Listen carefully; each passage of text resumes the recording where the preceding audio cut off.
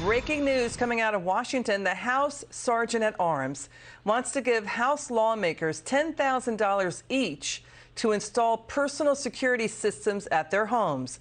Joining us now, Congressman Jim Jordan, ranking member in House Judiciary. So, Congressman, can you talk to us about this? Because wasn't it true that Nancy Pelosi delayed for weeks the money to help out with security for the Supreme Court justices and their own families in the wake of protests at their homes?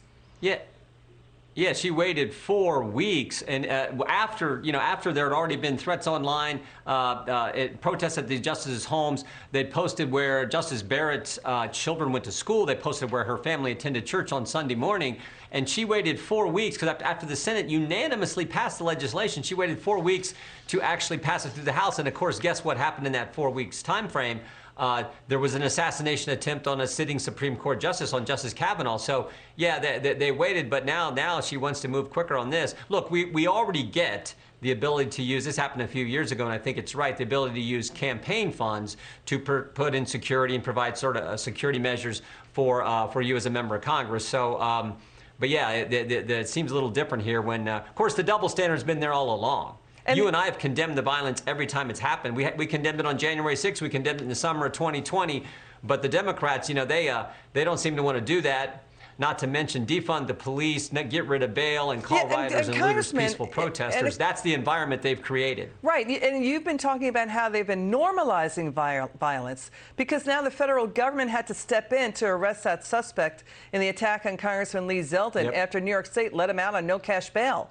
David Jacobonis, he was arrested on a federal assault charge. I mean, you know, we're going to show how in 2020, New York put up no cash bail for a myriad number of crimes like, you know, second-degree homicide, assault. But Governor Kathy Hochul of New York, Democrat, she says it will save taxpayers money. She says to New Yorkers, stop blaming it for skyrocketing crime. Well, but look what's happening in New York City. Look what's happening in every major urban area. Crime is just skyrocketing. We literally went from, in a couple years' time with these crazy left-wing policies, we went from relatively safe streets to record levels of crime in every major urban area in this country. This situation I just saw on the news today on your channel, where this pedestrian was hit, and then you see on the video someone running over to the pedestrian, not to help them, but to steal their wallet and take their phone. I mean, this is terrible, and the only way you stop it is to get tough on crime, which it used to be what happened and what took place. But now with the liberal leadership in so many urban areas and the message coming from national Democrats, that just doesn't seem to be happening. So but we it's have to wrong. live But with it. again, the people have the last say on this, and I think they're going to show up in a big way in the midterm elections and change course. But we have to live with it, you know? I mean, look, to your point, let's show what you just mentioned about that gentleman getting hit by a car and then robbed. Also, video is going to come in. Thieves robbed in real time $400,000 in jewelry while Brooklyn, New York Bishop Lamar Whitehead was live streaming a sermon.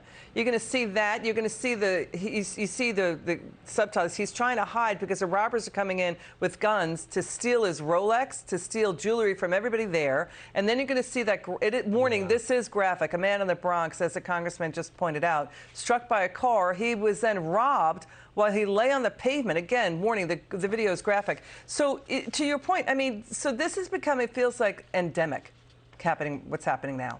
Yeah, again, when you normalize it, when you have the leader of the Senate stand on the Supreme Court steps and say you've unleashed the world when you will pay the price, when you have Pelosi wait 4 weeks to give protection to Supreme Court justice families, when you defund the police, when you get rid of bail, and when you call rioters and looters and people who attack police, when you call them peaceful protesters, you create an environment where this crazy stuff happens. And the only way to deal with it is to get tough on crime and to enforce the law. And when people do wrong things and when they're criminals, you have to lock them up. That is just good old-fashioned law enforcement, good old-fashioned prosecution for people who commit crimes. Unfortunately, the left doesn't believe that anymore, but the country gets it.